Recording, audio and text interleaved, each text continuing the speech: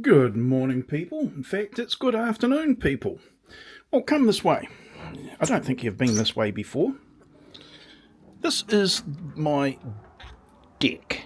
It is a big deck. And no, I'm not going to go down the Drew Carey joke line. It is a nice deck, and it has not been oiled for 2 years. It's a hardwood deck. It's fairly clean at the moment, but one of the things, I'll just go into the shade because it's a bit bright out there for my eyeballs. One of the things that cropped up was which sort of oil or coating to use. Now, I do use an oil. It's I'd say a medium to high quality oil, and here's the thing. I've used others that are said to be an oil, and they age and they flake like paint, which is rather odd and contrary to what I normally associate oils to act like. Anyway, what I'm going to be doing is I'm going to be using the oil. I don't really care about the colour too much on this one. The border boards are actually of a different type of timber, hardwood, and they're quite a lot darker than the, is it like Malibu? No, I can't remember. But the main decking boards were a very creamy, whitish sort of board. But once they all got oiled up, they all kind of like blended into each other. The reason I made the deck in this manner, it was kind of feeding off of a video I saw, and I agreed with the logic because I never liked the outcome of other methods of joining boards. I did this so that each bay was a single piece, and the ends of the boards actually land and terminate in space, so there's no chance of the ends of the board holding water on the subframe. So that was the idea there. Sound then, still sound now, the logic. So that was good. But the choice of coating can be important depending upon how quick you can do it and how much labour you can accommodate or afford to put into it yourself, if not employing other people. This particular oil is called Intergrain, I think is the name. Excuse the train going past. The trains that we've got here, the railway line, we're one section away from the railway line. So anyway, they're not too bad. The choice of oil, the Intergrain one, as I say, it's a good quality oil, has one rather annoying, in my opinion, downside.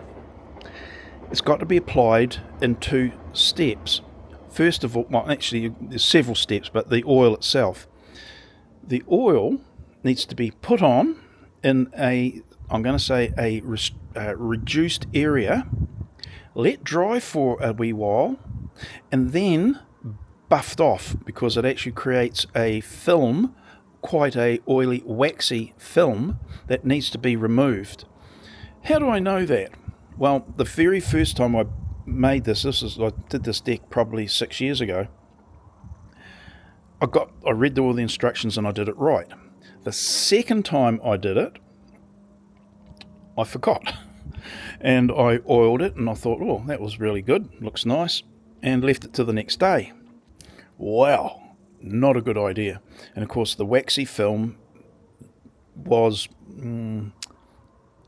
firm, shall we say. It wasn't easily removed, and trying to get down on hands and knees and do this size of deck, which is a good size, it's almost the size of a double garage, so about 30 odd plus square metres, 30, it would be at least that, 36 square metres or more. It was not pleasurable. So, do you want to know the answer to my dilemma? Well, the answer wasn't a good one, but the answer was to put, hang on, I'll just show you. I'll go into the sun. Woolly work socks on, or thick work socks on, and 2 of them. So I had two pairs of woolly socks, and I would scuff my feet along the decking boards to act as the cloth or mop to take the wax off. Man, I tell you, it's not a good idea. The wax soon builds up on your sock, and it goes through both layers anyway, so not a good idea. But it was actually easier, believe it or not, than trying to get down on the hands and knees and wiping that bloody wax off, or the film that had built up. My bad. I forgot to read the instructions the second time, and that's what I experienced. The third time, which was a couple of years ago, I remembered. It's those sorts of lessons that you don't soon forget. So I'm about to do the deck again because it hasn't been done for a couple of years. Thing is, I'm going to have to water blast it first. Luckily, I've got a light water blaster and a decking, a scrubber or water unit that goes on the head. It's got a head that spins and does a better and easier job. So I've got to do that, and then I'll get onto the oiling. And I'm just doing this as a part of the Dave's diary entry thing of the workshop type thing. But now I'm not in the workshop. And, well, it's a nice area. Needs a lot of work to bring it back up to a good standard. That conservatory was built more than 30 odd years ago, probably 35 or more years ago actually, and it was cobbled together even way back then, but it served its purpose very well, with a few shortcomings, but it served itself, it served me and the family very well. So yeah, now I've got painting to do for the doors. You can't see it's in the shade, but trust me, it's crap. And you can see here where we've gone down to the bare wood. So we're going to have to etch the wood with sandpaper and then put I don't know, because it seems to, ever since we went away from the lead-based paints, they used to be called oil-based, but they had lead in them, it's been a bit of a problem. So it's a bit of a problem child, that one. So I'm going to have a wee bit of a chat with the local paint suppliers about what we can do to get our first coat, because as you can see, it's peeled back past the primers and sealers, so bugger, not good. So that is like a rather disgusting window, and it's representative of the other windows. Let's come into the shade, see how good the camera reacts. Ditto here. The house is 64, 65 years old. The windows have been painted pretty well. There's no rot in them or anything, but you can see that the quality of the wood, you can see the grain because it's cracked along those areas. That lets the moisture in. That helps the moisture get in and react with the underlaying, the paint, the undersurface of the paint, and pushes it off. Bugger. But there you go. But for an age house of this, there's very little rot in the windows. I cut out a bit of rot that was in the middle stile many years ago, infilled it, and it's looking absolutely spot on. Not this window, by the way. So, yeah, 65-year-old house, you do expect some maintenance to be required. This is one that's needing it before winter comes in. We're at the end of summer now, and this is the first day that's had any heat in it. Well, that was the other thing. I knew there was something else I was going to say. Some of the oils are very temperature dependent on their use, and you've got to be careful that they don't flash dry. And of course, if they do, you've got to get that wax film off. That was where I was going with this. I'm going to water blast this now, midday, and then wait until this afternoon before I put the oil on. And it may be wise to, do it in stages, even if I don't get it all done this afternoon. Because if I don't, I'll have to do.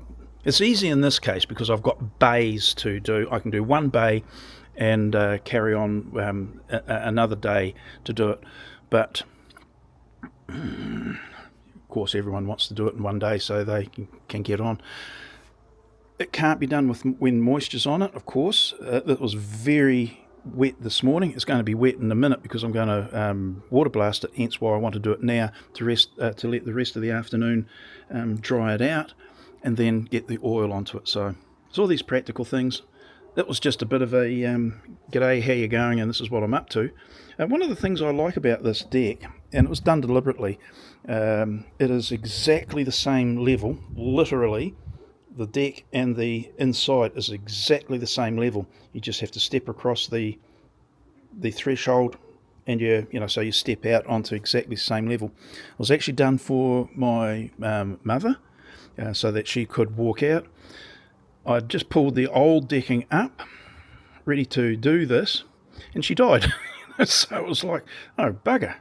She was very thoughtless in that manner. Poor old mum. And but the idea being was that a less firm, less capable in balance and stepping, walking, was that she could have walked straight out onto the deck. Well, she never got to see it, did she? She was a bit of a problem child. Anyway, that's why it was done, and it is actually quite nice to be able to walk out straight from house onto decking. The downside is that you're up high, because this is a timber floor house. It's up high, and of course you tend to be a little bit more visible from the neighbours. So yeah. Other than that, and one of the criteria is you've got to make sure that the gap from the decking to your cladding is no closer to, and don't quote me, but no closer than 15 millimetres. It allows any water to get down, it's going to on this deck, any water to get down, and any rubbish or detritus not to build up in that area, and the water can go down freely in an extreme weather event. Also, which I think is more important, if you have snow or anything like that, or heavy hail, which we occasionally get, but anything like that can build up, still has a drainage path. And that was one of the reasons for also having this style of the termination of the decking. There's at least 50 to 60 mils of overhang of the decking boards from the framing. I can see it from where I'm standing, but you can see the row of screws there, and they are, on the joist underneath. They've got that overhang, so any moisture, water that gets trapped, well, it can't get trapped, it drops away straight away. Also of note, now this is not a recommendation, but I'm mentioning it. These, I can't remember even how long, what the length of the bays are, but you might note screws there, joist, no screws. Screws there, there's a joist of course, another joist, no screws, and then the screws again. I did that deliberately for two reasons. I'm cheap, and it was a good idea. I've got the bearing of having closely spaced joists. The decking is stable, and there's not many that have got like a drummy. You can't, there's no hollowness underneath them. So that was it. But that saved quite a few $100s by not having those extra 2 rows of fixings. These fixings are Spax fixings. I think they are probably one of the better performing decking fixings. And oddly, you could correct me again here, it's not the heads that actually holds the deck down.